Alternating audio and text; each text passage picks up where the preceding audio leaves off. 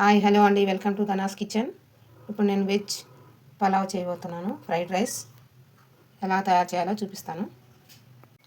తయారు చేయ విధానం: బీన్స్ ఒక 10 తీసి కడిగేసి పెట్టుకున్నాను, 2 క్యారెట్లు, 3 లవంగాలు, చిన్న దాల్చిన చెక్క, 2 బిర్యానీ ఆకులు, గ్రీన్ పీస్ అండి, ఇప్పుడు మార్కెట్లో సీజన్ కాబట్టి దొరుకుతున్నాయి, అవి 1 కప్ తీసుకున్నాను, 2 ఆనియన్స్, 4 పచ్చిమిర్చి. వీటిని సన్నగా కట్ చేసుకుందాం. ఇలా కట్ చేసేసానండి. బీన్స్, క్యారెట్, ఆనియన్, చిల్లీ వీటిని వేసి పెట్టుకున్నాను ముందుగానే. ఇప్పుడు కడాయి పెట్టేసుకుందాం. కడాయి పెట్టేసుకున్నానండి స్టవ్ మీద. 1 టీ స్పూన్ ఆయిల్ కొంచెం వేసుకుందాం. ఆయిల్ కూడా కొంచెం సరిపోతుందండి, ఎక్కువ ఏం పట్టదు, ఇది జల్దీగా అయిపోతుంది తొందరగా. ఆనియన్స్, దాల్చిన చెక్క, చిల్లీస్,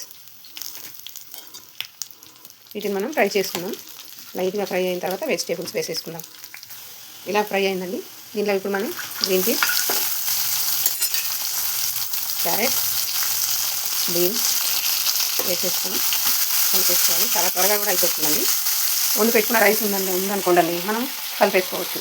ఇలా ఫ్రై చేసుకొని బీన్స్, క్యారెట్ అన్నీ వేసేసుకొని లైట్గా ఫ్రై చేసుకొని పిల్లలకి కలిపి బాక్స్ తీసి చేస్తే బాగా తింటారు పిల్లలు ఇష్టంగా. రుచికి సరిపడా సాల్ట్ వేసుకుంటున్నానండి. నేను ముందుగానే రైస్ వండి పెట్టేస్తున్నాను. అందులో ఇది కలిపేస్తే వెజ్ ఫ్రైడ్ రైస్ రెడీ అయిపోతుంది. మా పిల్లలకు స్కూల్ టైం అవుతుంది, అందుకనే తొందరగా చేసేస్తున్నాను. చూసారండి, ఫ్రై అయిపోయింది. ఇప్పుడు నేను రైస్ వేసేస్తున్నాను. ఇందులో కలిపేసుకుందాం. వేడి వేడి వెజ్ ఫ్రైడ్ రైస్ రెడీ అయిపోతుంది. మీరు కూడా ట్రై చేయండి, లైక్ చేయండి, షేర్ చేయండి, సబ్స్క్రైబ్ చేసుకోండి. Thank you.